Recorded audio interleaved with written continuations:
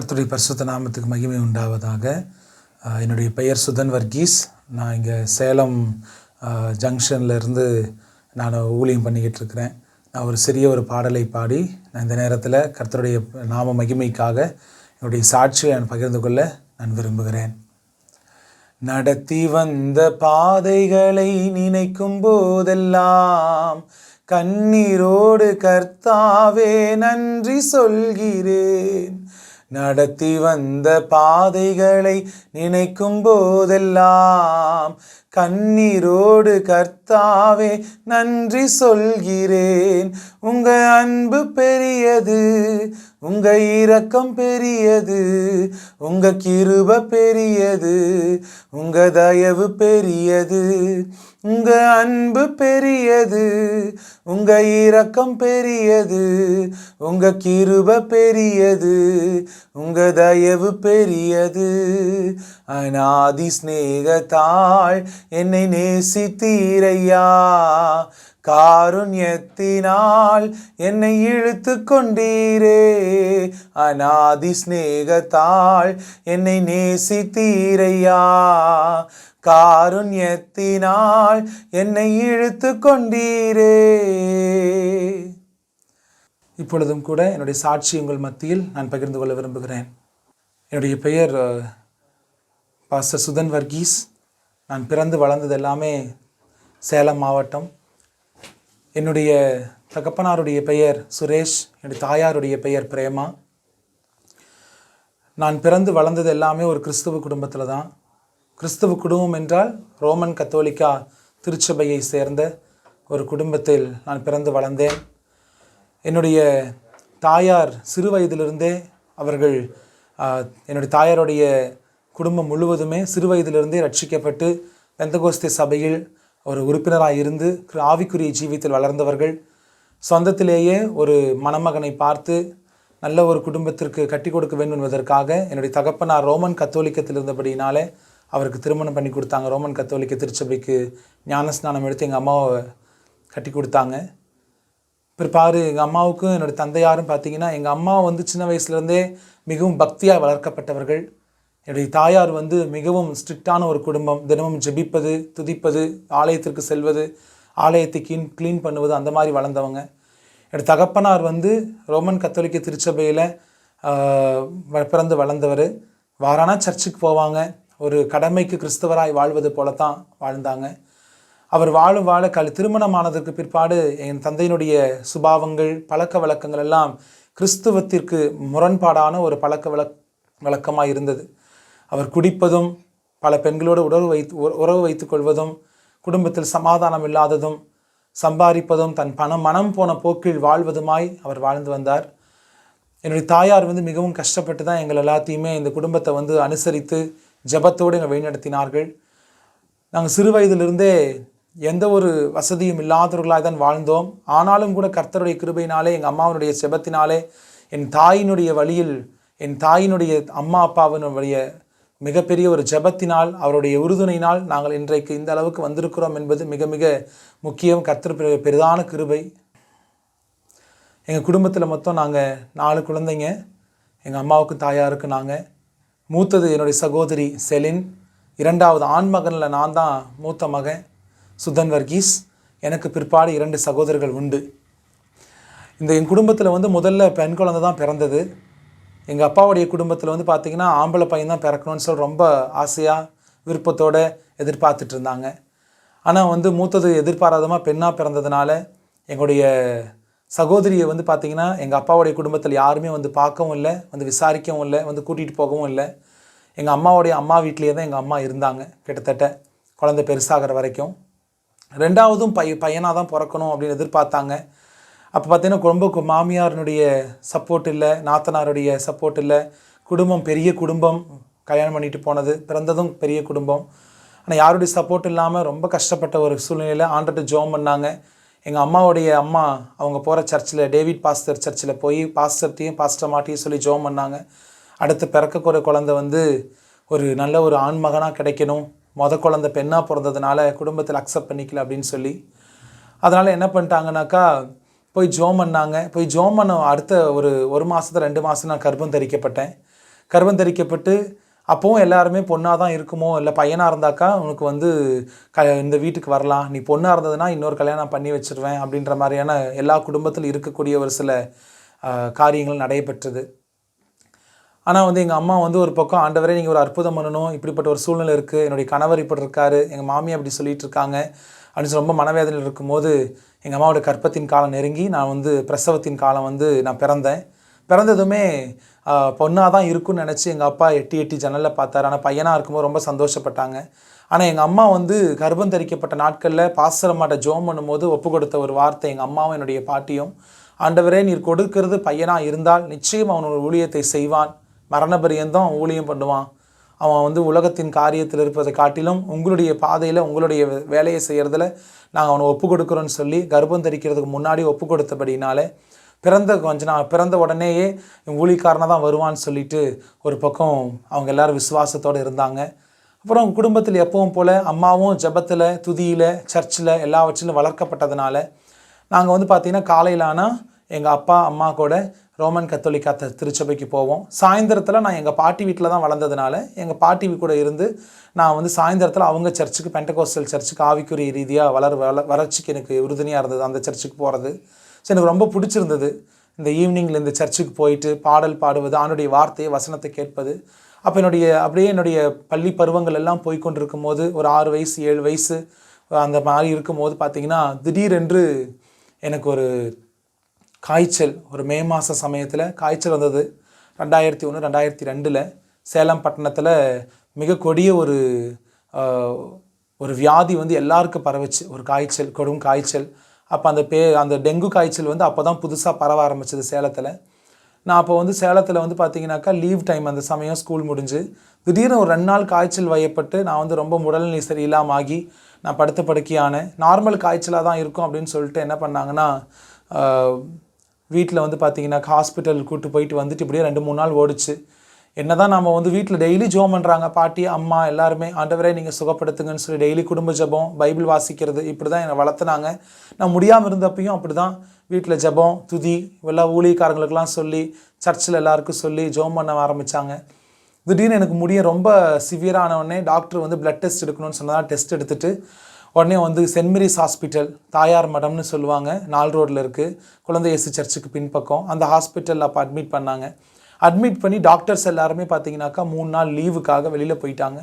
So ஒரு duty doctor மட்டும்தான் இருந்தாங்க, முக்கியமாக டாக்டர் அப்போ இல்லை, சனி ஞாயிறு சமயம். அப்போ எனக்கு ட்ரீட்மெண்ட் அவ்வளோவா பார்க்கல, அப்போ சின்ன ஹாஸ்பிட்டல் தான், ட்ரிப்ஸ் மட்டும் ஏற்றிக்கிட்டே இருந்தாங்க, பிளட் டெஸ்ட் எடுத்தாங்க, யூரின் டெஸ்ட் எடுத்தாங்க, அவ்வளோதான், வேறு எதுவுமே அவங்க சொல்ல முடியல. எனக்கு யூரின் போக முடியாமல் வயிறெல்லாம் வீக்கமாகி எனக்கு பார்த்திங்கன்னா யூரினும் போகாமல் பாத்ரூமும் போகாமல் நான் வயிறெல்லாம் வீங்கி நான் படுத்து கிடந்தேன். அப்போ நான் திடீர்னு வந்து பார்த்திங்கன்னா இந்த மாதிரி நான் படுத்து கிடக்கும் போது எங்கள் அம்மாட்ட வந்து எனக்கு யூரின் வருதுன்னு சொல்லும் போது எனக்கு யூரின் வரும் ஆனால் வராது, போய் நின்னுனாக்கா வரவே வராது.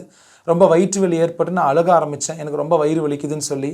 அப்புறம் வீட்டில் அம்மா அப்பா எல்லோரும் இப்போ என்ன பண்ணாங்கனாக்கா, இந்த மாதிரி பையன் ரொம்ப கத்துறாங்க, ஏதாவது ஊசி மருந்து போடுங்கன்னும் போது, அம்மா அப்படி தாம்மா வலிக்கும், ஹாஸ்பிட்டல் டாக்டரில் வருவாங்கன்னு சொன்னோடனே வீட்டிலலாம் முடிவு பண்ணி வெளியில் கையில் காசு இல்லை, வெறும் 400 ரூபா தான் அம்மா வச்சுருக்காங்க. ரொம்ப சிரமத்தில் இருந்தோம் அந்த சமயத்தில். எனக்கு உடல் சரியில்லாமல் போயிடுச்சு. அந்த உடல் சரியில்லாமல் படுத்திருந்தப்போ அப்புறம் காசு கையில் என்ன பண்ணுறதுன்னு, சரி பேசாமல் காசை எப்படியோ கடன் வாங்கிட்டு வந்து இவங்ககிட்ட கொடுத்துட்டு நம்ம பையனை வேறு ஆஸ்பத்திரிக்கு கொண்டு போயிடலான்னு முடிவு பண்ணி என்ன பண்ணாங்கனாக்கா, அங்கேருந்து காசு ஒரு இடத்துல கடன் வாங்கிட்டு வந்து 20,000 ரூபா அந்த ஹாஸ்பிட்டலில் கட்டிட்டு காலையில் 5:30-6 மணிக்கு என்னை ஆட்டோவில் ஏற்றிட்டு எங்கள் அம்மா கூட்டிகிட்டு போகிறாங்க. மேலே சட்டை கூட போடல, ஒரு துண்டு போத்திக்கிட்டு நான் ஒரு அரைக்கால் ட்ராயர் போட்டு எங்கள் அம்மா மடியில் படுத்துக்கிட்டே போகிறேன் கடும் காய்ச்சலோட. கோகுலம் ஹாஸ்பிட்டல் பெரம்பனூர் ரோட்டில் இருக்குது, மெயினூர் ரோட்டில் இருக்குது. ஸோ அங்கே கூப்பிட்டு போகிறாங்க. போன உடனே டாக்டர் என்னை தொட்டு பார்த்துட்டு உடனே தூக்கி பையனை தோல் மேலே போடுங்க அப்படின்னு சொல்லிட்டாங்க. தூக்கி தோல் மேலே போட்ட உடனே என்னை கொண்டு போய் அவசர சிகிச்சை பிரிவில் படுக்க வச்சது மட்டும்தான் எனக்கு ஞாபகம் இருக்குது. அதுக்கப்புறம் எனக்கு எதுவுமே ஞாபகம் இல்லை. அப்புறம் டாக்டர் வந்து எல்லாம் செக் பண்ணி பார்த்துட்டு எங்கள் அம்மாக்கிட்ட என்ன சொல்லியிருக்காங்கன்னா, பையனுக்கு டெங்கு காய்ச்சல், பையன் வந்து ரொம்ப சீரியஸாக இருக்கிறான், WBC RBC வெள்ளை அணுக்கள் சிகப்பணுக்கள் எல்லாம் அந்த கிருமி சாப்பிட்டுட்டு இருக்குது, பையனை காப்பாற்ற முடியுமான்னு தெரில அப்படின்னு சொல்லி ஐசியூவில் அட்மிட் பண்ணிட்டாங்க. கிட்டத்தட்ட நான் 3 மாதம் பக்கமாக நான் வந்து ஐசியூவில் அட்மிட் ஆக்கப்பட்டேன். என்னுடைய ரத்தத்தை எல்லாத்தையும் தினம் வினாடிக்கு வினாடி அந்த WBC RBCயை வந்து பார்த்திங்கன்னா வெள்ளை அணுக்களையும் சிகப்பணுக்களையும் அந்த டெங்கு காய்ச்சல் கிருமி வந்து சாப்பிட ஆரம்பித்து நான் அப்போ ரொம்ப ஒல்லியாக இருப்பேன். இன்னும் நல்லா வளர்ந்து நீண்டு முகமெல்லாம் வெளுத்து உதடெல்லாம் வெடித்து என்னுடைய உதடெல்லாம் வெடித்து ரத்தமாக ஊற்றப்பட்டுச்சு, ரத்தமெல்லாம் சுண்டி போக ஆரம்பிச்சது. நாள்பட ஒரு பலவீனப்பட்டதுனால டாக்டர் வந்துட்டு இனி ரொம்ப கஷ்டமா, ஈரெல்லாம் வீங்கிருச்சு, கிட்னியும் வந்து ரொம்ப இதாக இருக்குது, ரத்தம் கொடுத்தாலும் இன்னைக்கு நைட்டு ரத்தம் ஏற்றுனா காலையில் அந்த ரத்தம் உடம்புல இல்லை, அந்த கிருமி எல்லாமே சாப்பிட்ருது, நீங்கள் ஒரு பக்கம் ஹாஸ்பிட்டலில் வச்சுருக்கீங்க, உங்களுக்கு வசதி இல்லை, கூட்டிகிட்டு போயிருங்க அப்படின்ற மாதிரி சொன்னாங்க. அப்போ அம்மாவும் பாட்டியும் வந்து ஒரே வார்த்தை, ஆண்டவரே நீங்கள் கொடுத்த மகன், நீங்கள் உயிரோட கொடுத்தா அவன் ஊழியத்துக்கு தான் அவன் ஓடுவான், நீங்கள் கொடுத்த பையன் இப்படி படுத்திருக்கிறானே அப்படின்னு சொல்லி அவங்க கண்ணீரோடு உட்காந்து அழுதுகிட்டு இருந்தாங்க. சொந்த பந்தங்கள்லாம் இன்றைக்கு இருக்கிற உலகத்தை போல தான். அன்றைக்கி வந்து யாரும் எங்களுடைய தாயாருக்கும் தகப்பனாருக்கும் என்னுடைய பாட்டிக்கு யாருக்குமே ஆறுதல் சொல்லலை. எல்லாரும் என்ன பண்ணாங்கன்னா வந்து சரியாக பையனை கவனிக்கலை, உன் பொண்டாட்டி நீ வேலைக்கு போயிட்டதுனால சரியாக கவனிக்கலை, அவள் இஷ்டத்துக்கு தன் மனம் போன போக்கில் இருந்துட்டா, அதனால தான் பையன் இப்படி படுத்துருச்சுன்னு சொல்லி அங்கேயே பயங்கர பிரச்சனை, இல்லை பயங்கர சண்டை. ஒரு பக்கம் நான் மரணப்படுக்கையில் இருக்கேன், ஒரு பக்கம் பணம் கிடைக்கல, ஒரு பக்கம் இன்றைக்கி சாகணும்னா நாளைக்கு சாகணும்னான்னு சொல்லி குடும்பத்தில் பயம், குடும்பத்தில் இருக்கிற எல்லாருக்கும் டெஸ்ட் எடுக்கணும்னு சொல்லிட்டாங்க. என்ன பண்ணுறதுன்னு புரியாத ஒரு நிலை. நான் கிட்டத்தட்ட மிகவும் மோசமான ஒரு நிலைக்கு தள்ளப்பட்டதுனால டாக்டர் வந்துட்டு எல்லாருக்கும் சொல்லிடுங்கம்மா, இன்னும் 24 மணி நேரம் தான், பையன் வந்து கொஞ்சம் ரொம்ப கஷ்டம் அப்படின்னு சொல்லிட்டாங்க. 24 மணி நேரம் குறித்து அந்த கடைசி ஒரு 5 நிமிடம் என்னுடைய வாழ்க்கையை புரட்டி போட்ட ஒரு தருணம். நான் 2-3 மாதம் படுத்திருந்தேன். நான் அந்த கடைசி 24 மணி நேரத்தில் அந்த கடைசி 5 நிமிஷம் என் வாழ்க்கையை புரட்டி போட்ட ஒரு தருணம் அதுதான். என்னன்னு சொல்லி பார்த்தீங்கன்னாக்கா, நான் படுக்கையில் படுத்திருக்கும் போது எல்லோரும் வந்து என்னை பார்த்துட்டு போயிருக்காங்க, அவ்வளோதான் அப்படின்னு சொல்லி. என்னுடைய சரீரத்தில் இருக்கிற எல்லா உறுப்புகளும் செயலிழக்க ஆரம்பித்து விட்டது. என்னுடைய லங்ஸு, என்னுடைய நுரையீரல், இப்படிப்பட்ட ஒவ்வொரு பகுதியும். அப்போ எனக்கு வந்து பார்த்தீங்கன்னா மூக்கில், வாயில், நாக்கு எல்லாமே புண்ணாகி ரத்தமாக ப்ளீட் ஆக ஆரம்பிச்சிருச்சு, பல்ஸ் குறைய ஆரம்பிச்சிருச்சு. அந்த கடைசி ஒரு 5 நிமிடம் நடக்கிற சமயத்தில் டாக்டர் சொல்லிட்டாங்க அன்னைக்கே, அம்மா நீங்கள் எடுத்துகிட்டு போயிருங்க, இங்கே வைக்காதீங்க, இங்கே பிரச்சனை ஆயிரும் அப்படின்னு சொல்லி. அப்போது என்னோடய தாயாரும் என்னுடைய பாட்டியும் சொன்னாங்க ஒரு வார்த்தை, டாக்டர் அவன் உயிரோடு வந்தால் எடுத்துகிட்டு போகிறோம், இல்லைனா அவன் செத்தா பணமாக நாங்கள் எடுத்துகிட்டு போகிறோம், ஆண்டவர் எங்களை கைவிட மாட்டார், எங்களை வந்து விட்டு விலக மாட்டார், நாங்கள் வந்து கண்டிப்பாக எங்களை ஜீவனுள்ள ஆண்டவரை நாங்கள் ஆராதிக்கிறோம் அப்படின்னு சொல்லி அவங்க சொல்லிவிட்டு, அந்த பார்க்கிங் ஏரியா இருக்குது கோகுலம் ஹாஸ்பிட்டல், இன்றைக்குமே போனீங்கன்னா அங்கே ஒரு தூங்கு மூஞ்சி மரம் இருக்கும் அந்த கோகுலம் ஆஸ்பத்திரியில். அங்கே அந்த மரத்துக்கடியில் முட்டி போட்டு எங்கள் தாயார், தகப்பனார், எங்கள் அம்மா 3 பேரும் கையை கோர்த்து கையை தூக்கி, ஏசப்பா நீங்கள் உயிரோடு கொடுத்த குழந்தை, நீங்கள் கொடுத்த குழந்தை சாமி, உங்கள் ஊழியத்துக்கு ஒப்பு கொடுத்துருக்குறோம், அவனை மறித்தா நீங்கள் கூப்பிட்டுக்கங்க, ஆனால் உயிரோடு வந்தால் உங்கள் நாம மகிமைக்காக உண்மையாக உத்தமாக ஊழியம் பண்ணுவான் மரண பரியந்தம் அப்படின்னு சொல்லி ஒப்பு கொடுத்தாங்க. அந்த ஒப்பு கொடுத்து ஜோம் பண்ணிவிட்டு அவங்க வந்து பார்த்திங்கனாக்கா ஹாஸ்பிட்டல் உட்காந்துருந்தாங்க. வீட்டில் ஒரு பக்கம் பையன் இறந்துருவான், இன்றைக்கி வந்துடும் சவம், நாளைக்கு வந்துடும் சொல்லி குடும்பத்தில் இருக்கிற எல்லாரும் காத்திருக்கிறாங்க. சொந்த பந்தம் எல்லாருமே வீடெல்லாம் க்ளீன் பண்ணிட்டாங்க. என்னோடய சகோதரிகள் எல்லாம் என்னோடய தம்பி செத்துருவான், அண்ணன் செத்துருவான்னு சொல்லி எல்லாம் காத்துட்ருக்குறாங்க. ஆனால் அந்த சமயத்தில் என்னுடைய கட்டில் நான் படுத்திருந்த அந்த வேலையில் என்னுடைய அந்த கடைசி ஒரு 5 நிமிடத்தில் என்னுடைய வாழ்க்கையை புரட்டி போட்டு ஒரு தருணம். இன்றைக்கி எத்தனையோ ஜெபிக்கும் போது துதிக்கும் போது ஆண்டவரை நம்ம தரிசனத்தில் பார்க்குறோம், வரங்கள் கனிகளால் ஆண்டவருடைய காரியங்கள் நம்ம வியாக்கியானம், தரிசனங்கள், வெளிப்பாடுகள் நம்ம பார்க்குறோம். ஆனால் என் வாழ்க்கையில் அன்றைக்கி அந்த 7-8 வயசில் நான் பார்த்த முதல் ஒரு அற்புதம் அப்படி என்னன்னு சொல்லி பார்த்தா, என்னுடைய மரணப்படுக்கையில் நான் மூச்சு வாங்கி கொண்டு நான் படுத்திருந்த போது யாருமே என் பக்கத்தில் யாருமே இல்லை. திடீர்னு சொல்லி என்னுடைய சரீரத்திலிருந்து நான் வெளியில் வந்த மாதிரி ஒரு ஃபீல் இருந்தது. நான் திரும்பி பார்த்தேன், என்னுடைய சரீரம் அங்கே கட்டில் கிடந்தது. என்ன நம்ம செத்து போயிட்ட மாட்டிருக்கு, என்ன இப்படி கிடக்கிறோம், நம்ம மரணிச்சிட்ட மாட்டிருக்கு, என்ன இப்படி கிடக்கிறோம் அப்படின்ற மாதிரி ஒரு யோசனையில் இருக்கும்போது திடீர்னு என்னை யாரோ வேகமாக எங்கேயோ ஒரு இடத்துக்கு கூட்டி கொண்டு போகிறது போல் ஒரு உணர்வு. எங்கேயோ வேகமாக ஒரு இடத்துக்கு, மிகவும் பிரகாசமான ஒரு இடம், மிகவும் ஒரு விசாலமான ஒரு இடம், நல்ல பிரகாசமாக ஒரு விசாலமான ஒரு இடத்துக்குள்ளே போயிட்டே இருக்கும்போது பார்த்தீங்கன்னா திடீர்னு அந்த இடங்கள்லாம் குறுக ஆரம்பித்து ஒளியெல்லாம் மங்கி இருளை நான் பார்க்க ஆரம்பித்தேன். ஒரு இருட்டுக்குள் நான் போகும்போது திடீர்னு என்னை வேகமாக யாரும் இழுத்துட்டு போகிறாங்க, நான் எங்கே போகிறேன்னு எனக்கு தெரில. திரும்பி பார்த்தா என்னுடைய சரீரம் கட்டில் கிடக்குது, நான் உயிரோடு இருக்கிறேன், நான் செத்துட்டு நான் எதுவுமே எனக்கு தெரில.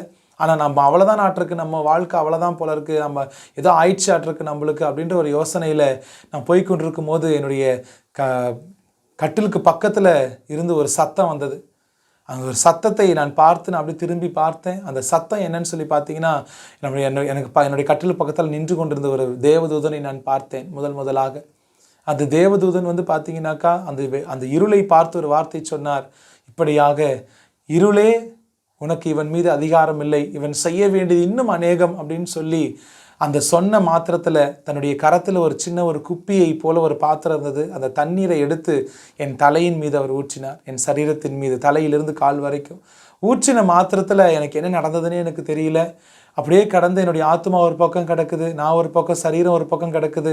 என்னை யாரோ எங்கேயோ கூட்டிகிட்டு போயிட்டு இருந்த அந்த வேகத்தை விட பல மடங்கு வேகத்தில் என்னை இழுத்துட்டு வந்து அந்த சரீரத்துக்குள்ளே விட்ட மாதிரி ஒரு ஃபீல். அப்படியே எழுந்து உட்காந்து அம்மா பசிக்குதுன்னு சொல்லி நான் கத்துனேன். அந்த அன்னைக்கு வந்த உயிரை கர்த்தர் இன்றைக்கு வரைக்கும் எனக்கு ஜீவனோடு வைத்திருக்கிறார். அன்றைக்கு நான் எழுந்தேன், உயிரோடு மரணிக்கும்படி, என்னுடைய உறுப்புகளெல்லாம் பழுதடையும்படி, என்னுடைய நரம்புகள், என்னுடைய தசை நார்கள் எல்லாம் பலவீனப்பட்டு, ரத்தங்கள் எல்லாவற்றையும் அந்த டெங்கு ஃபீவரில் இருக்கிற அந்த கிருமி எல்லாமே சாப்பிட்டு எல்லாமே போயிடுச்சு. ஆனாலும் கர்த்தர் இரக்கமாக பாராட்டி எனக்கு மீண்டும் மறுஜீவனை உயிர் தெழும்படி செய்தார். அநேக ஊழியர்கள் எனக்காக ஜெபித்தார்கள், இந்த மகன் உயிரோடு வரணும்னு சொல்லி. அன்றைய நாட்கள்லாம் உங்களுக்கு தெரியும், 2000, 2001, 2002 எல்லா ஊழியக்காரங்களுக்கு ஒரு ஜெப தேவைன்னா ஃபோன் போட்டுருவாங்க. ஜீசஸ் கால்ஸு, பார்த்தீங்கன்னா இயேசு அழைக்கிறார், இந்த மாதிரி இயேசு விடுவிக்கிறார், எல்லா இடத்துக்கும் ஃபோன் பண்ணி பக்கத்தில் இருக்கிற சர்ச்சுங்க, ரோமன் கத்தோலிக்கா சர்ச்சு, பெந்தகோஸ்தே சர்ச்சு, தெரிஞ்ச ஊழியக்காரங்க எல்லாருக்கும் அறிவிப்பு கொடுத்து ஜோம் பண்ணிக்கங்க இந்த மகனுக்காகன்னு சொல்லி எல்லா சபை பாகுபாடும் இல்லாமல் அத்தனை உள்ளங்களும் எனக்காக ஜோம் பண்ணாங்க. ஒரு பக்கம் ஊழியர்களுடைய ஜெபம், ஒரு பக்கம் என் தாயார், தகப்பனார், என்னுடைய பாட்டியினுடைய கண்ணீர். கர்த்தர் என் மேல் வைத்த இரக்கத்தின் நிமித்தமாய் எனக்கு மீண்டும் ஜீவனை கொடுத்தார். நான் எழுந்து மீண்டும் நடக்க ஆரம்பித்தேன். பின்பு என்னுடைய வாலிப வயதுக்கு மேலாக கிறிஸ்துவுக்குள் நான் நல்ல பலப்படும்படி ஜெபத்திலும் துதியிலும், எங்கள் அப்பா ரோமன் கத்தோலிக்க திருச்சபையில் மெம்பராக இருந்து அந்த சபையில் அவர் அங்கத்தான் இருந்தாலும், என் தாயாருடைய பெற்றோர்கள், அதாவது என்னுடைய தாத்தா பாட்டி, அவங்க 2 பேருடைய வழிநடத்துதலால் ஆவிக்குரிய ஜீவியத்தில் அவங்க சபையில் போகும்போது வரும்போது நாங்கள் சண்டே கிளாஸ் போகிறது, அப்புறம் வீட்டில் குடும்ப ஜெபம் நடத்துறது, அபிஷேகத்தில் துதிக்கிறது, ஸ்தோத்திரம் எடுக்கிறது, எல்லாவற்றையும் நாங்கள் கற்றுக்கொண்டோம். அவங்களை வழிநடத்துதலால் எப்படி வாழணும், எப்படி இருக்கணும், எப்படி இருக்கக்கூடாது, நம்முடைய வாழ்க்கை எப்படி ஆண்டவருக்கு ஒப்பு கொடுக்கணுன்றது நிறைய விஷயம் நாங்கள் கற்றுக்கொண்டோம். பார்த்திங்கன்னா என்னுடைய வாழ்க்கையில் அடிக்கடி ஸ்பெஷல் மீட்டிங் போட்டால், ஞாயிற்றுக்கிழமை காலையில் நான் ஏற்கனவே சொன்னது போல் ரோமன் கத்தோலிக்க திருச்சபைக்கு போவோம், சாயந்தரத்தில் எங்கள் பாட்டி தாத்தா கூட இந்த சர்ச்சுக்கு போவோம். அங்கே ஸ்பெஷல் மீட்டிங்கெல்லாம் போகும்போது ஆண்டவர்கிட்ட ஒப்பு கொடுப்பேன். ஏசப்பா, உங்களுடைய அபிஷேகத்தை நிரப்புங்க ஆண்டவரே, உங்களுடைய ஆவியால் நிரப்புங்க ஆண்டவரே, நானும் உங்ககிட்ட பேசணும், நானும் உங்களை பார்க்கணுன்னு சொல்லி மிகவும் எனக்கு தாகமாக இருக்கும். அவரிடத்துல நான் ஒப்பு கொடுப்பேன், நீங்கள் நான் ஊழியத்தில் பயன்படுத்துங்க. ஏன்னா ஊழியனா என்னென்னு எனக்கு தெரியாது. எனக்கு தெரிஞ்சதெல்லாம் சர்ச்சு நடத்தணும், நிறைய பேர் வருவாங்க, ஜோம் பண்ணி அனுப்பணும், அவ்வளோதான் ஊழியம் சின்ன வயசில். மற்றபடி எதுவுமே தெரியாது, நான் பார்த்த வரைக்கும் அவ்வளோதான். ஸோ இவ்வளோ பேர் வரணும், நானும் இந்த மாதிரி பிரசங்கம் பண்ணணும், நானும் இந்த மாதிரி நிறைய பேருக்கு ஜெபம் பண்ணணும் அப்படின்னு சொல்லி நான் மற்றவங்க எப்படி ஜெபம் பண்ணுறாங்கன்னு பார்த்து கற்றுக்கொள்ள நான் மிகவும் பிரயாசப்பட்டு நான் கற்றுக்கொள்ள ஆரம்பித்தேன். அப்போ ஆண்டவர் ஒரு 9 வயசு இருக்கும்போது ஒரு ஸ்பெஷல் மீட்டிங் ஜெய்சிங் பாஸ்ன்னு சொல்லி வெளியூர்லேருந்து வந்திருந்தப்போ அக்னி முகாமில் ஜோனு தான் ஆண்டவர் ஒப்பு கொடுக்க சொன்னாங்க. ஆண்டவர்கிட்ட ஒப்பு கொடுங்க, யாரெல்லாம் அபிஷேகத்தில் நிறையணும், யாரெல்லாம் ஆண்டவன் தொடணும்னு நினைக்கிறாரு, நீங்கள் ஒப்பு கொடுத்து ஜெபம் பண்ணுங்க. ஊழியத்துக்கு ஒப்பு கொடுக்க வாலிப பிள்ளைங்க, வாலிப பெண்களெல்லாம் ஒப்பு கொடுத்து ஜெபம் பண்ணுங்க. கர்த்தர் இன்னைக்கு உங்களை தொட்டு உங்களை அபிஷேகம் பண்ணி உங்களுக்குள்ளே ஒரு பெரிய ஒரு அசைவை உண்டாக்குவார்னு சொன்னாங்க. நான் அப்போ கண்ணீரோடு ஒப்பு கொடுத்து ஜெபம் பண்ணேன். ஆண்டவரே, நீங்கள் தான் எனக்கு ஒரு அற்புதம் பண்ணணும், நீங்கள் என் கூட பேசணும், நான் அவங்க கூட பேசணும், நீங்கள் என் கூட பேச மாட்டீங்களா அப்படின்னு சொல்லி நான் ரொம்ப ஒரு வருத்தத்தோட வேதனையோடு ஒப்பு கொடுத்து ஜெபம் பண்ணேன். அப்போ ஜெபம் பண்ணும்போது ஆண்டவர் என்னை அவர் அளவில்லாத அபிஷேகத்தால் நிரப்பி என்னை அபிஷேகம் பண்ணினார்.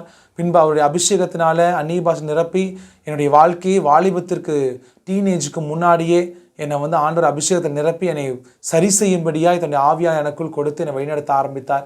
நான் ஜெபிக்கும் போது, துதிக்கும் போது, வேதத்தை வாசிக்கும் போதெல்லாம் அந்த பரிசுத்த ஆவியானவர், எனக்கு கிஃப்டாய் கொடுக்கப்பட்ட அந்த பரிசுத்த ஆவியானவர் என்னோடு கூட இருந்து இப்படி ஜெபம் பண்ணு, அப்படி ஜெபம் பண்ணு. ஆரம்பத்தில் எப்படி ஆண்டவர் பேசுவார்னே தெரியாது. மனசில் தோணும், நீ இப்படி ஒருத்தர் மனசு கஷ்டப்படுற மாதிரி நீ பேசிட்ட, நீ இப்படி பண்ணியிருக்கக்கூடாது அப்படின்னு எனக்குள்ளேயே யாரோ ஒருத்தர் உணர்த்துவதை போல் இருக்கும். நீ யார்ட்டையா நான் கோவப்பட்டு, ஏன்னா எனக்கு ரொம்ப கோவம் வரும் சின்ன வயசில். யாரும் கோவமாக பேசிட்டுனா கூட எனக்குள்ளே தோணும். அது அபிஷேகம் பெற்றதுக்கப்புறம் ஆண்டவர் எனக்குள்ளே உணர்த்துவார், நீ கோவமாக பேசிட்டு அப்படின்னு சொல்லி. அப்புறம் ஆண்டுட்டு ஒப்பு கொடுப்பேன், ஏசப்பா என்னை மன்னிச்சிருங்க, நான் அப்படி கோவமாக பேசியிருக்கக்கூடாது, நான் அப்படி பேசுனது தப்பு தான் ஆண்டவரே அப்படின்னு சொல்லி ஒப்பு கொடுக்க ஆரம்பித்தேன். என்னுடைய வழிகள் எப்படியெல்லாம் மாறணும், ஏன்னா வாலிப பிராயத்தில் எப்படினாலும் வாழலாம் அப்படின்ற ஒரு வாழ்க்கையை வாழாமல் எனக்கு ஆண்டவர் என் கூடயே இருந்து நீ இப்படி தான் வாழணும்னு கற்றுக் கொடுக்கக்கூடிய ஒரு நாட்களுக்குள் நான் கடந்து போக ஆரம்பித்தேன். அப்புறம் நான் ஸ்கூல்லாம் முடித்து ஒரு 10th 11th இந்த சமயத்தெல்லாம் வரும்போது நான் 6 7வது படிக்க ஆரம்பித்தது. 10 வயசு 11 வயசு ஆரம்பித்ததுக்கு அப்புறமே பார்த்திங்கனாக்கா நான் ஊழியத்தில், அதாவது ட்ராக்ஸ் கொடுக்கறது, சண்டே கிளாஸ் எடுக்கிறது, அப்புறம் பார்த்தீங்கன்னா வீடு சந்திப்பு போகிறது, இந்த மாதிரிலாம் எங்கள் தாத்தா பாட்டியினுடைய சர்ச்சில் சேர்ந்து செய்கிறது. அப்புறமேட்டு பார்த்தீங்கன்னாக்கா ரோமன் கத்தோலிக்க திருச்சபையிலேயே கூட நான் சண்டே கிளாஸ் எடுக்கிறது, வாலிப பிள்ளைகளுக்கு பாடல் கிளாஸ் எடுக்கிறது, இந்த மாதிரிலாம் ஒரு சில விஷயத்தில் என்னை ஈடுபடுத்த ஆரம்பித்தேன். கர்த்தருடைய ஊழியத்துக்காக நம்ம வந்து இது பண்ணணும், சர்ச் க்ளீன் பண்ணுறது, அதை டெக்கரேஷன் பண்ணுறது, இது எல்லாத்தையும் நம்ம வந்து செய்யணும் அப்படின்னு சொல்லி என்னை ஒப்பு கொடுத்து நான் வந்து ரொம்ப ஆசையாக ஒரு ஒரு கர்த்தருக்கு முதலிடம் கொடுத்து நான் எல்லாத்தையும் செஞ்சேன். எனக்காக செய்யாமல் செய்ய ஆரம்பித்தேன். அப்புறம் செஞ்சுட்டு அப்படியே போயிட்டுருக்கும்போது வந்து பார்த்தீங்கன்னாக்கா ஒரு ஸ்கூல் 10th 11th 12th இதெல்லாம் முடிஞ்சதுக்கப்புறம் என்னுடைய காலேஜ் பருவம். ஸோ ஒரு பக்கம் ஊழியம், ஒரு பக்கம் ஸ்கூலு, ஒரு பக்கம் குடும்ப சூழ்நிலைகள் மத்தியிலும் கர்த்தர் நடத்தினார். ஒவ்வொரு நாளும் வந்து பார்த்தீங்கன்னாக்கா சாப்பாட்டுக்கு வழி இல்லாத சூழ்நிலை கூட எங்கள் பாட்டி, எங்கள் அம்மா அப்பா எல்லாம் ஜெபத்திலேயே தான். ஒரு சில சமயமெல்லாம் பார்த்தீங்கன்னா என்னுடைய வாழ்க்கையில் வந்துட்டு சாப்பாட்டுக்கு இந்த ஸ்கூல் டைம்லலாம் இந்த 12th முடிக்கிறதுக்குள்ள நாங்கள் பலவிதமான பாடுகளை அனுபவித்திருக்கிறோம். பலவிதமான பகுதியை நான் கடந்து வந்தேன். அதில் ஒரு சில பகுதியை நான் பகிர்ந்து கொள்ள விரும்புகிறேன். அதில் ஒரு சில பகுதி வந்து ஒன்று வந்து பார்த்தீங்கன்னா எங்கள் அப்பாவுக்கு வந்து வேலையே இல்லை. அவர் வந்து ஜேசிபி மெக்கானிக் தான். வேலை இருந்தால் கூப்பிடுவாங்க, இல்லைனா இல்லை. எங்கள் அப்பா கூட பார்த்தீங்கன்னாக்கா அவர் வந்து ரொம்ப படிப்பு கம்மி. அவர் மிகவும் கஷ்டப்பட்டு தான் வாழ்க்கையில் முன்னேறி இந்த அளவுக்கு இன்றைக்கி இருக்கார். அவர் கஷ்டப்பட்டு தான் பார்த்தீங்கன்னாக்கா எல்லா வேலையும் செஞ்சு எங்களை காப்பாற்றினார். பார்த்திங்கன்னா அவருடைய தவறான நட்புறவுகளால் அவர் ஒரு சில பழக்க வழக்கத்துக்கு ஆளாகி எங்கள் குடும்பங்கள் மிகவும் வியாகுலப்பட்டுச்சு. நாங்களாம் பெருசாகிற வரைக்கும் எங்கள் அம்மா வந்து ரொம்ப சித்திரவதை அனுபவித்தாங்க. நாங்களாம் வளர்ந்ததுக்கப்புறம் கர்த்தருடைய பிரதான கிருபையில் ஜெபத்தினால, எங்கள் அம்மாவோட துதியினால், எங்கள் அம்மாவோட பொருத்தனை ஜெபத்தினால, எங்கள் தாத்தா பாட்டனுடைய ஜெபம், என்னை இணைச்சின பந்துக்களுடைய ஜெபம், என் சபையாருடைய ஜெபத்தினால எங்கள் அப்பா ஒரு திடீரென்று மனம் மாறி ஒரு சில பழக்க வழக்கத்திலிருந்து விடுதலையாக்கப்பட்டார். அந்த பார்த்தீங்கன்னா விடுதலையாக்கப்பட்ட புதுசில் பார்த்தீங்கன்னா சாப்பாட்டுக்கே வழி இல்லை. என்னடா நம்ம திருந்திட்டோம், கர்த்தர் ஆசீர்வதிப்பார்னு எங்கள் அப்பா அம்மா எல்லாரும் நினச்சி வாழுகிற சமயத்தில் சாப்பாட்டுக்கு வழியில், வீட்டில் அரிசி கூட வழியில். அப்போ எங்கள் அம்மா வந்து தன்னுடைய மெட்டியை விற்று எங்களுக்கு ஒரு வாரம் சாப்பாடு கொடுத்தாங்க. காலையிலையும் நைட்டும் பார்த்தீங்கன்னா வீட்டில் சாப்பாடு இருக்கா இல்லையான்னு தெரியாது. ஆனால் மதியானம் எங்களுக்கு ஸ்கூலில் வந்து சூடாக சாப்பாடு, லெமன் சாப்பாடு, புளி சாப்பாடு இந்த மாதிரி செஞ்சு கொடுப்பாங்க. ஏன்னா ஸ்கூலில் நாங்கள் பட்னியாக இருக்கக்கூடாதுன்றதுக்காக எங்களுக்கு செஞ்சு அனுப்புவாங்க. ஒரு சாப்பாடு இல்லைனா கூட எங்களுக்கு மடியில், எங்கள் பாட்டி மடியில் படுக்க வச்சு பாட்டு பாடுவாங்க.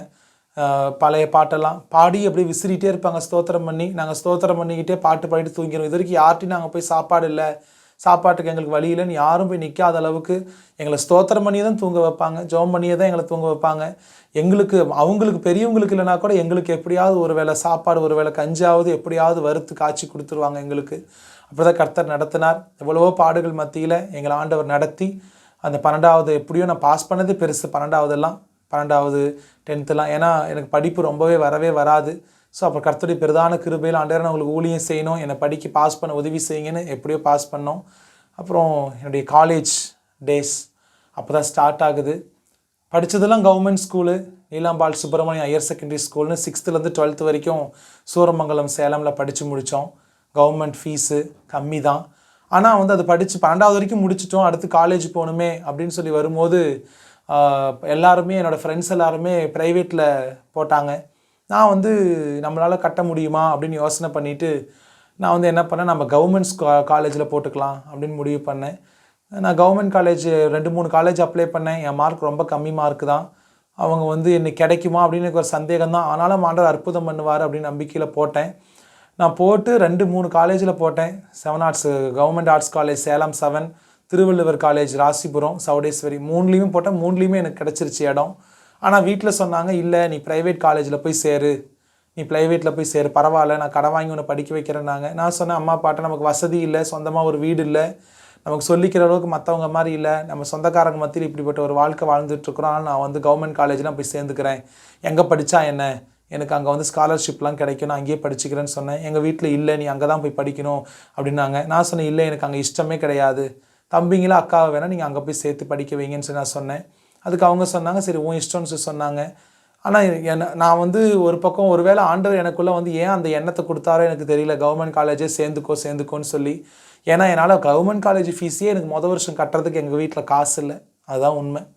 என்னோடய வாழ்க்கையில் பார்த்திங்கன்னா நான் படித்து பாஸ் பண்ணி வேறு மாதிரியான ஒரு லெவலுக்கு போகணும், கம்ப்யூட்டர் சயின்ஸ் தான் படிக்கணும், கம்ப்யூட்டர் சயின்ஸ் படித்து நான் வந்து ஸ்டேட்ஸ் போய் நல்ல கை நிறைய சம்பாதிக்கணும். அதாவது படித்து முடித்த உடனே என் இருதயத்தில் வந்து வேலைக்கு போய் கை நிறைய சம்பாரித்து ஊழியம் பண்ணணுன்ற ஒரு எண்ணம் வந்துருச்சு.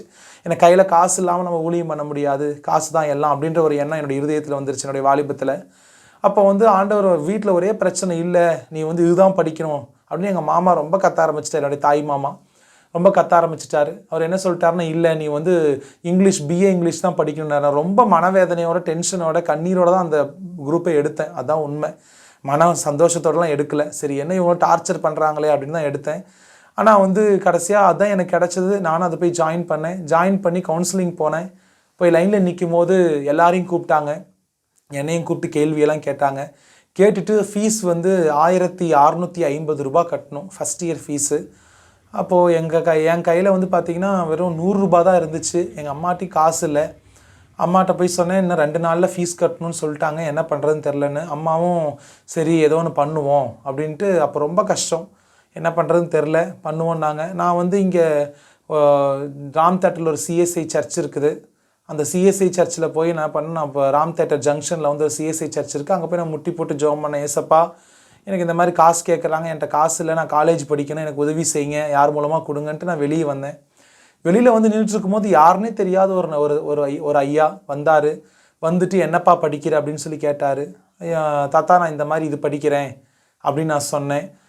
12வது முடிச்சுட்டேன், நான் காலேஜ் பிஏ இங்கிலீஷ் போட்டிருக்கேன் தாத்தா, நான் 7 ஆர்ட்ஸ் கவர்மெண்ட் ஆர்ட்ஸ் காலேஜில் ஜாயின் பண்ண போகிறேன் அப்படின்னு சொன்னேன். அப்படியா, எவ்வளோ ஃபீஸு அப்படின்னாரு. 1650 ரூபா அப்படின்னேன். கொடுத்துட்டியா அப்படின்னாரு. இல்லை தாத்தா இன்னும் 2 நாளில் கட்டணும் அப்படின்ட்டு நான் சொல்லிகிட்டு இருக்கும் போதே நான் எதுவுமே அவர்கிட்ட சொல்ல, பணம் இல்லை எனக்கு தேவைப்படுதுன்னு. யாருன்னே தெரியாத ஒரு நபர், முன்ன பின்ன பார்க்காத ஒரு நபர். இன்னமும் அவருக்கு அப்புறம் நான் அவரை பார்க்கவே இல்லை. 2000 ரூபா நோட்டை எடுத்து என் கையில் கொடுத்து போய் ஃபீஸ் கட்டி நல்லபடியாக படி, சம்பாதிக்கும் போது என்னை தேடி வந்து இந்த 2000 ரூபாய் எனக்கு திருப்பி கொடுத்தா போதும்னு சொல்லி எனக்கு கொடுத்து அனுப்பினார். அந்த பணத்தை வச்சு தான் நான் காலேஜே ஜாயின் பண்ணேன். இன்றைக்கி வரைக்கும் நான் இந்த அளவுக்கு நான் ஒரு டபுள் டிகிரி முடித்து நான் இப்படி வந்து முடித்ததுக்கப்புறமும் நான் இந்த அளவுக்கு இருக்கிறேன், படிச்சிருக்கிறேன்னாவே அதுக்கு அந்த தாத்தா கர்த்தருடைய கிருபையினால் கொடுத்த ஒரு உதவி தான். அதை நான் மறக்கவே முடியாது, மரண பரியந்தம். இன்றைக்கி நான் அந்த தாத்தாவை பார்த்தா அந்த அமௌண்ட்டை கொடுக்கணும்னு நான் தேடிக்கொண்டே இருக்கிறேன். இன்னமும் நான் அவரை பார்க்கல, நிச்சயம் அவர் விரைவில் பார்ப்பேன் நான் நம்புகிறேன். அப்புறமேட்டு பார்த்திங்கன்னா அந்த காலேஜ் டேஸ்லாம் போச்சு. நான் கஷ்டப்பட்டு எப்படியோ படித்து முடித்து காலேஜ் சமயத்தில் நிறைய ப்ரப்போசல், ஒரு பக்கம் ஜெபம், ஒரு பக்கம் உலக பிரகாரமான காரியம், 2 பக்கமும் என்னுடைய இருதயம் வந்து அல்லல் பட ஆரம்பித்தது. ஒரு பக்கம் வீட்டுக்கு வந்தால் ஜெபம் துதி, ஆலயத்துக்கு போனாக்கா சண்டே கிளாஸ், காலேஜுக்கு போனால் பொண்ணுங்க பசங்க ஊர் சுற்றுறது, பேசுகிறது, சிரிக்கிறது, கமெண்ட்ஸ் பண்ணுறது, இந்த மாதிரி என்னுடைய இருதயத்தில் வந்து ஒரு சில காரியத்துக்குள்ளே பசங்களாம் மற்ற பசங்க தவறான காரியங்களுக்கு போகும்போது கூட தண்ணி அடிக்கிறதுக்கோ தம் அடிக்கிறதுக்கோ ஹான்ஸ் பாக்கெட் வாங்க போகும்போதோ அந்த போதை வஸ்துக்களுக்கு அடிமையாகும் போதோ என் இதயத்தில் வந்து ஒரு உணர்வு வரும். பரிசுத்த ஆவியானவர் சொல்லுவார், நீ இருக்க வேண்டிய இடம் இது இல்லை, நீ இருக்க வேண்டிய இடம் இது இல்லை, நீ இங்கே போகாத, அங்கே அவங்ககிட்ட பேசாத, இது உனக்கு சரியில்லாத இடம் அப்படின்னு இடத்த இருதயத்தில் பேசுவார். அது மனசில் ஒரு உணர்த்துதல் வரும்போதே ஒரு மாதிரி ஃபீல் ஆகும்போதே அந்த இடத்த விட்டு சரி நான் கிளம்புறேன் மச்சான், போயிட்டு வரேன் அப்படின்னு சொல்லி பசங்கிட்ட சொல்லிவிட்டு நான் உடனே அந்த இடத்த விட்டு விலகி போவேன். கர்த்தர் இப்படியே ஒவ்வொரு காரியத்தை நடத்தினார். அப்புறம் நிறைய பெண்களோடு என்னை மேலே விருப்பப்பட்டு ப்ரப்போசல் பண்ணியிருக்காங்க, லெட்டர்ஸ் கொடுத்தாங்க. நான் வந்து என்னுடைய இருதயத்தில் அவங்க லெட்டர் கொடுத்துட்டு அவங்க போனதுக்கப்புறம் என்னுடைய இருதயத்தில் தோணக்கூடிய ஒரே ஒரு காரியம் தான், ஆண்டவர் சொல்லுவார் என் இருதயத்தில், நிரந்தரமான அன்பு வேணுமா, தற்காலிகமான இந்த உலகத்தினுடைய அன்பு வேணுமான்னு ஆண்டவர் உணர்த்தினார். அந்த ஒவ்வொரு நிமிடத்துலையுமே நான் அந்த வார்த்தையை இருதயத்தில் வரும்போதெல்லாம் நான் அதை வந்து ஒரு முக்கியமாக அதை எடுத்துக்காமல் அது நமக்கு சரிப்பட்டு வராது அப்படின்னு சொல்லி அந்த நபரையும் கூப்பிட்டு நான் தனிமையில் நான் கூப்பிட்டு, இல்லை அது நமக்கு செட் ஆகாது, நான் வந்து உன்னை ஃப்ரெண்டாக தான் பார்க்குறேன்னு சொல்லியும் நான் சொல்லிட்டு வந்திருக்கிறேன். அப்புறம் கர்த்தருடைய பிரதான கிருபையில் அந்த 3 வருஷம் படிப்பை முடிச்சுட்டு பிஎடும் படிக்க போனேன். மிகவும் ஒரு நெருக்கமான ஒரு சூழ்நிலை. எப்படியாவது பிஎட் அம்மா படிக்க வச்சு எங்களை வந்து ஒரு பட்டதாரி ஆக்கணும் அப்படின்னு விருப்பப்பட்டாங்க, ஒரு டீச்சர் ஆக்கணும்னு. நான் ஆனால் என் இருதயத்தில் வந்து என்ன தான் படித்தாலும் நம்ம ஊழியத்துக்கு தான் போகிறோம் அப்படின்னு சொல்லிட்டு சரி படிப்போம், 1 வருஷம் தானேன்னு சொல்லிட்டு கடன் வாங்கி எங்களை எப்படி படிக்க வச்சாங்க. ஒரு பக்கம் கவர்மெண்ட் மானியம், இன்னொரு பக்கம் பாதி ஃபீஸ் கடன் வாங்கி படிக்க வச்சு எங்களை வெளியில் கொண்டு வந்தாங்க. படித்து முடித்து வெளியில் வந்ததுக்கப்புறம் ஊழியமாக, வேலையா, திருமணமா, என்ன பண்ணுறது அப்படின்னு ஒரு மிகப்பெரிய ஒரு கேள்வி என்னுடைய படிப்பு முடித்ததுக்கு அப்புறமேட்டுக்கு. என்னுடைய இருதயத்தில் ஓடின ஒரே ஒரு என்னன்னாக்கா, வீட்டில் வந்துட்டு நீ அப்பா வந்து என்ன சொன்னாங்க, படிக்க வச்சுருக்கோம், நல்லா கை நிறைய சம்பாதிக்கணும் அப்படின்னு சொல்லி சொன்னார். அம்மா வந்து என்ன சொன்னாங்கனாக்கா, யோசனை பண்ணிட்டு பண்ணுப்பா அப்படின்ட்டாங்க.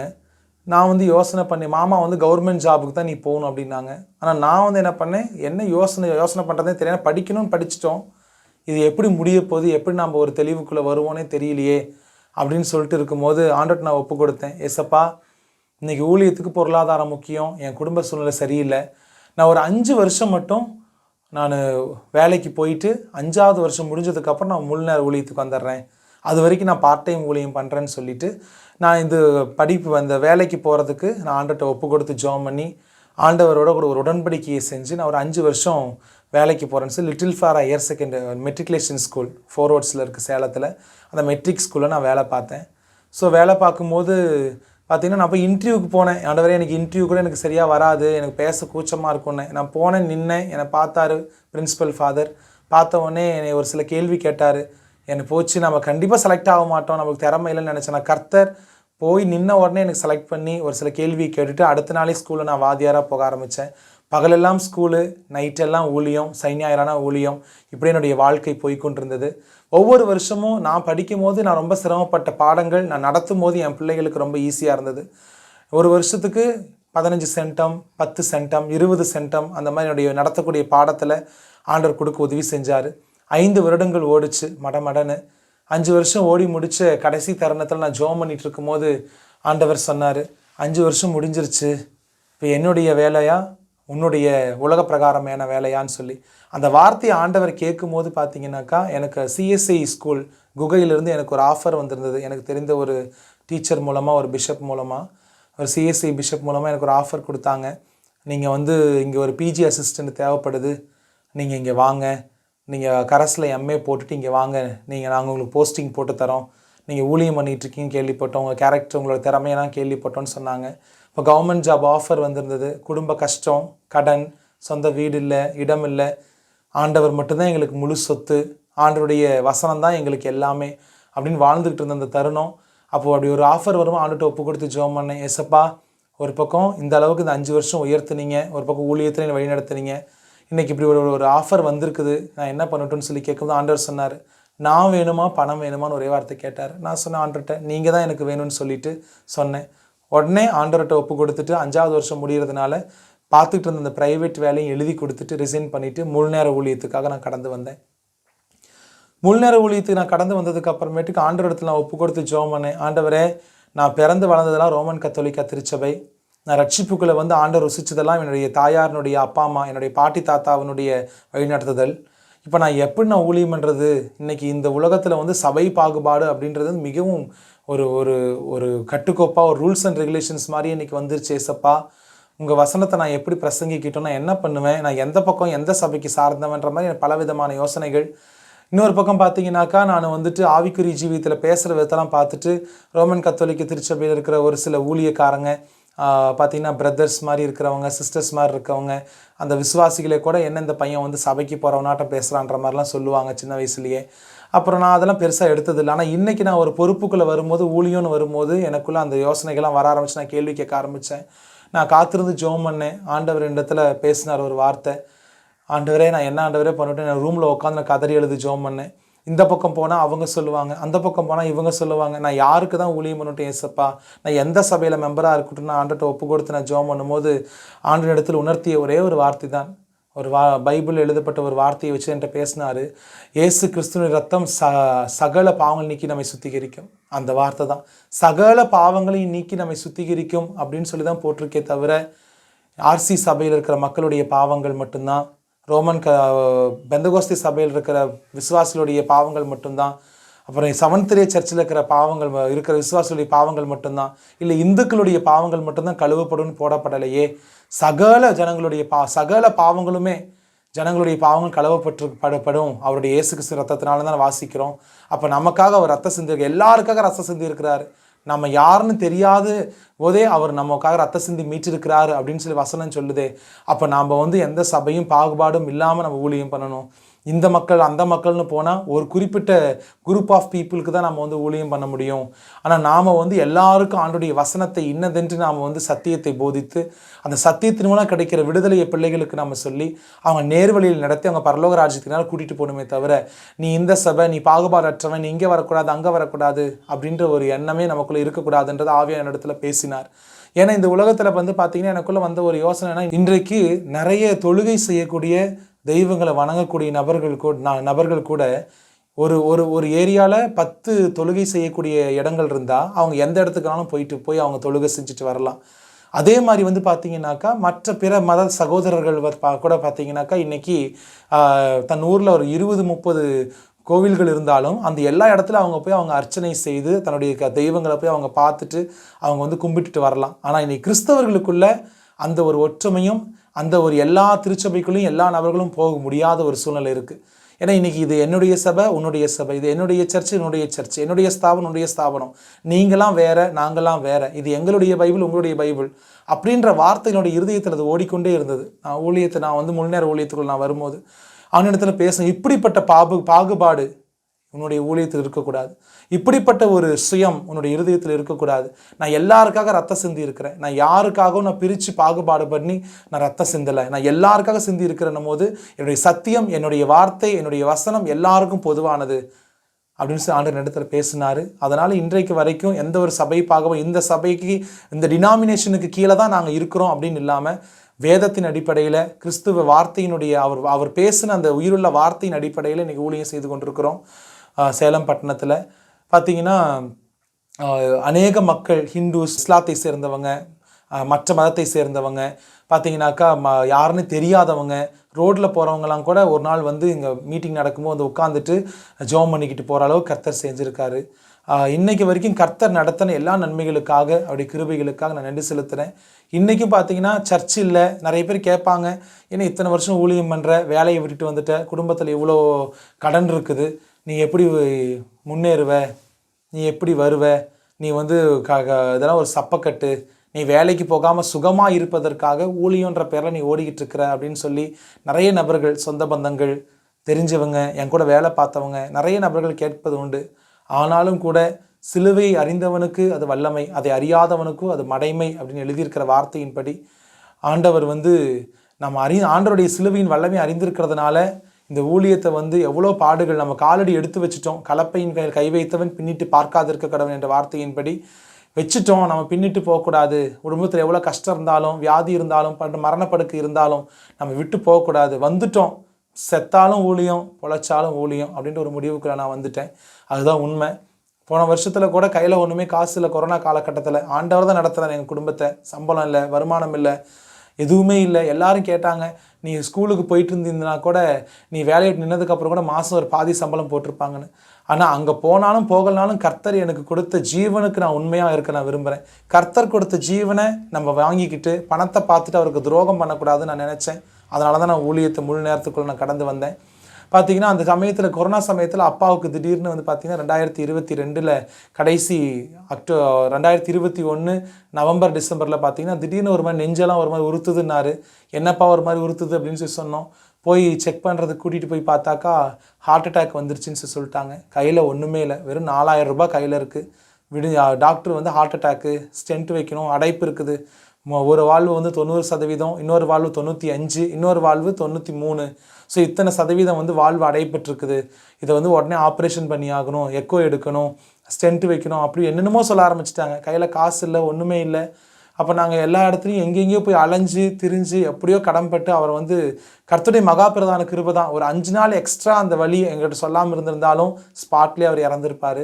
அங்கே ஒரு 10 நாளைக்கு அவர் சொல்லாமக்கலாம் வெளியூர் எங்கேயாவது ஊழியத்துக்கு வேலைக்கு போயிருந்தாலும் அவர் வந்து ஏதோ ஒன்று ஆயிருந்திருக்கும்.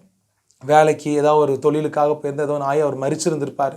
ஆனால் கர்த்தருடைய பெரிதான கிருபை தான் அந்த தக்க சமயத்தில் எங்களுக்கு காமிச்சு கொடுத்து எங்கள் தகப்பனாரையும் ஆண்டவர் மீட்டு கொடுத்து இன்றைக்கி உயிரோடு எங்கள் அப்பா இருக்கும்படி பல லட்சம் செலவாச்சு. அதுக்கெல்லாம் தேவைகளை கர்த்தர் திடீர்னதும் கேட்குற இடத்துலலாம் புரட்டி கொடுக்கும்படி கர்த்தர் உதவி செஞ்சார். இன்றைக்கி கிட்டத்தட்ட வந்து லட்சக்கணக்கில் கடன் இருக்குது, சொந்த இடம் இல்லை, இருந்த இடத்தெல்லாம் கொஞ்சம் விற்று தான் அக்காவுக்கு மேரேஜ்லாம் பண்ணோம். ஒரு சில கடன்கள் அப்போவே இருந்தது, அதையும் கட்டணும். கடன் மீண்டும் அதிகமாக இருக்குது, இப்போவும் இருக்குது. ஆனாலும் கர்த்தர் இதை செய்வார், அவருடைய வேலையை நாம் செய்கிறோம், அவர் கட்டி கொடுப்பார் அப்படின்னு நம்பிக்கையில் எந்த ஒரு சுயநலமும் இல்லாமல் இந்த ஊழியத்தை நம்ம எப்படி நடத்தணும், மற்ற ஊழியர்களைப் போல அல்ல, மற்ற நபர்களைப் போல அல்ல, சுயாதீனமாய் சுயமாய் ஜீவனத்துக்காக, சாப்பாட்டிற்காக, பெருமைக்காக, ஒரு கணத்திற்காக இந்த ஊழியத்தை செய்யாமல் கிறிஸ்துவுக்காக, கிறிஸ்துவின் வசனத்திற்காக கர்த்தர் நம்மை அழைத்திருக்கிறார், அவர் தேவையை சந்திப்பார் அப்படின்ற ஒரே ஒரு வார்த்தை தான் இன்றைக்கு வரைக்கும் நான் பிடித்துக்கொண்டு நடந்து கொண்டிருக்கிறேன். எத்தனையோ பேர் கேட்பாங்க, போய் ஸ்பான்சர் கேளுங்க, போய் எங்கே போய் கேளுங்க, இங்கே போய் கேளுங்க, உங்களுக்கு வெளிநாட்டிலேருந்து பணம் வரும். நான் சொன்னேன், இன்னைக்கு வரைக்கும் நான் யார்ட்டையும் கேட்கல. கர்த்தர் இடத்துல கேட்க ஏவுதல் கொடுத்தா தான் நான் செய்ய முடியும். நான் யார்ட்டையும் கேட்கல. கர்த்தர் நினச்சிருக்கா, எங்களை அழைச்சிருக்கார், கர்த்தர் நடத்துவார் அப்படின்னு சொல்லி இன்றைக்கி வரைக்கும் ஊழியத்தை நடத்துகிறோம். ஒரு 25 விதவைகளை நம்முடைய ஒரு சிறுச்சபையின் மூலமாய் தாங்கி ஏந்தி நடத்த கர்த்தர் உதவி செய்திருக்கிறார். ஒரு 4-5 திருநங்கைகளை வந்து மறைமுகமாக இன்றைக்கி வரைக்கும் அவங்க சர்ச்சுக்கு வரலை, ரகசியமாக பார்த்து அவங்களுக்கு ஜெபம் பண்ணி வேறு மாதிரி ஒரு தொழிலை செய்து கொண்டிருந்தவர்கள் இன்றைக்கு படிக்க ஆரம்பித்திருக்கிறார்கள். கர்த்தருக்கு ஸ்தோத்திரம். அது மாத்திரமல்ல, அநேக பிள்ளைகள் ஒரு 6-7 சிறு பிள்ளைகளுக்கு வந்து தெரிந்த ஒரு சில நபர்களிடத்தில் போய் பேசி அவங்களுக்கு ஒரு யூனிஃபார்ம், ஒரு வேறு சாப்பாட்டுக்கு தாய் தகப்பன் சரியில்லாத ஒரு சிறு பிள்ளைகளுக்கு படிப்பதற்கு ஒரு உதவியை செய்யும்படி கர்த்தர் செய்திருக்கிறார். இன்றைக்கும் சர்ச்சில் ஆராதனை நடத்த முடியல. ஞாயிற்றுக்கிழமை வீடு வீடாக போய் தான் ஆராதனை நடத்துகிறோம். ஒரு தெருவுக்கு போய் 3 வீடாக, அந்த 3 வீடு சேர்ந்து ஒரு ஆராதனை, இல்லையா ஃபோனில் தான் ஆராதனை. மாதத்தில் ஒரு முறை மட்டும் சேலத்தில் ஒரு வாடகைக்கு ஒரு இடம் எடுத்து விடுதலை கூட்டம் நடத்தி கொண்டிருக்கிறோம். கர்த்தருடைய சித்தம் எங்களை அழைத்திருக்கிறார், நடத்தி கொண்டிருக்கிறார். இதை விட மேன்மையான காரியத்தில் நடத்துவார் நான் விசுவசிக்கிறேன்.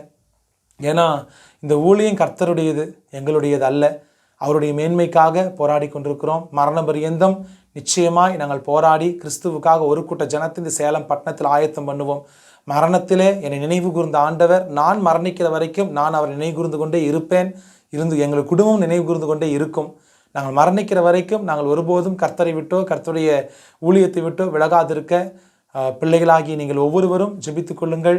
இந்த நல்ல ஒரு வாய்ப்பை ஏற்படுத்தி கொடுத்த ஆண்டவருக்கும், இந்த வாய்ப்பை ஏற்படுத்தி கொடுத்த இந்த கிரைஸ்ட் காலிங் இந்த சேனலுடைய நடத்துகிற அருமையான சகோதரர் தானியேல் அவருக்காக அவருடைய குடும்பத்திற்காக நான் நன்றியை செலுத்தி கர்த்தருடைய பார்த்து அவர்களாக நாம் ஜெபிக்க முன் வருவோம். நாம் யாரும் கண்களை மூடி ஜெபிப்போம். அன்பின் பரலோக பிதாவே, ஆசீர்வதிக்கப்பட்ட அருமையான இந்த ஆண்டவரப்பா நல்ல நாளுக்காக ஸ்தோத்தரிக்கிறோம். அருமையான சகோதரனுக்காக, அவருடைய செய்கிற ஊழியத்திற்காக, அல்லது சேனலுக்காக நாங்கள் ஜெபிக்கிறோம். அப்பா ஆண்டவரே, இந்த நேரத்தில் கூட சுவாமி, ஏழைக்கு இறங்குகிறவன் கர்த்தருக்கு கடன் கொடுக்கிறான் எழுதியிருக்கிற வார்த்தையின்படி உமது ஊழியத்தை எந்த வகையிலாவது நாங்கள் செய்ய வேண்டும் என்று ஆண்டவரே, அருமையான சகோதரன் இந்த யூடியூப் சேனலின் மூலமாய் சாட்சியை, அநேக தேவ பிள்ளைகளுடைய சாட்சிகளை பதிவிட்டு அதை சுவிசேஷம் சென்று அடைய முடியாத மூலை முடுக்குகளுக்கெல்லாம் இந்த ஆண்டவரப்பா இந்த வீடியோக்கள் சென்று அவருடைய இருதயத்தை அசைக்கக்கூடியதாய், ஒரு மாற்றத்துக்குள் கொண்டு வரக்கூடியதாய், ரட்சிப்புக்குள் பிள்ளைகளை கொண்டு வரக்கூடியதாய் அமைந்திருக்கிற கிருபைக்காக நான் நன்றி செலுத்துகிறோம் சுவாமி. ஆண்டவரே, இந்த வேலையிலும் கூட சுவாமி ஆண்டவர் அருமையான சகோதரனுடைய ஊழியத்தையும் அவருடைய பிள்ளைகளையும் அவருடைய குடும்பத்தையும் நீர் ஆசீர்வதிப்பீராக. இந்த ஊழியத்திற்கான பொருளாதார தேவையை சந்தித்தருளும். இவருடைய எந்த பிரயாசத்தோடு ஆண்டவர் அப்பா ஆண்டவர் அலைந்து திரிந்து இந்த ஊழியத்தை நடத்த வேண்டும் என்று சொல்லி ஆண்டவர் உற்சாகமாக ஓடிக்கொண்டிருக்கார்களோ அதைவிட மேன்மையான காரியத்தில் என் பிள்ளைகளை கொண்டு போய் நிறுத்துங்க சுவாமி. ஆண்டவர், இதை பார்க்கிற இந்த சேனலை பார்க்கிற பிள்ளைகள், இந்த சாட்சியை கேட்கிற பிள்ளைகள், இந்த சாட்சியில் ஆண்டவர் அப்பா பங்கெடுக்கிற பிள்ளைகள், ஆண்டவர் பங்கெடுத்த பிள்ளைகள் யாவரையும் ஆசீர்வதியும். அந்த ஒவ்வொரு பிள்ளைகளுடைய ஒருவேளை எங்களைப் போல, என்னுடைய சகோதரிய குழந்தையைப் போல ஆண்டவர் அப்பா எத்தனையோ குழந்தைகள் இந்த வியாதியில் இருந்தால் அந்த குழந்தைகளுக்காக நாங்கள் ஜெபிக்கிறோம் அப்பா. அந்த குழந்தைகளுக்கு அந்த அப்படிப்பட்ட வியாதியிலிருந்து விடுதலையை கொடுங்கப்பா. அந்த குழந்தைகள் ஆண்டவரே, எத்தனையோ குழந்தைகள் ஆண்டவரே, நாங்களோ ஹாஸ்பிட்டலுக்கு போய் ஆண்டவரே ஹாஸ்பிட்டலில் போய் ட்ரீட்மெண்ட் எடுக்கிறதுக்கு ஒரு முடிவு எடுக்கிறோம். எத்தனையோ பெற்றோர்கள் தன் குழந்தைகளை ஆண்டவர் அப்பா கருணை கொலை செய்வதற்கு கூட முன் வந்திருக்கிறாங்க. அப்படி ஒரு நிலையை மாற்றி கர்த்தர் அந்த குழந்தைகளுக்கு பூரண விடுதலையும் சுகத்தையும் கர்த்தர் 5 திரு காயங்கள் வழிந்தோடைய ரத்தத்தை ஆண்டவரை பிள்ளைகளுக்கு நேராக ஊற்றப்பட்டு ஆண்டவர் விடுதலைக்குள் கொண்டு நாங்கள் ஜெபிக்கிறோம் அப்பா. அது மாத்திரமல்ல, தொடர்ந்து இந்த ஊழியத்தை ஆசீர்வதியும். அநேக ஆயிரங்களுக்கு இந்த ஊழியம் பிரயோஜனமாய் அமையட்டுமப்பா. அநேகரை இந்த சேனல் மூலமாய் ரட்சிப்புக்குள் கொண்டு வர தேவன் உதவி செய்யுங்க ஆண்டவரே. கர்த்தர் இந்த ஊழியத்தை ஆண்டவரை விடுவெளி நட்சத்திரமாய் உயர்த்தி ஆசீர்வாதம் மாற்றி கொடுங்க. இயேசு கிறிஸ்துவின் நாமத்தில் நாங்கள் ஒப்பு கொடுத்து ஜெபிக்கிறோம் ஜீவனோ நல்ல பிதாவே, ஆமேன். அன்பார்ந்த கிறிஸ்ட் காலிங் டிவி நேயர்களே, மேலும் இது போன்ற உங்களுடைய சாட்சிகளை எங்கள் சேனலில் கொடுக்க விருப்பம் உள்ளவர்கள் எங்களை தொடர்பு கொள்ளுங்கள். தொடர்புக்கு 7200713563. கர்த்தர் உங்களை ஆசீர்வதிப்பாராக.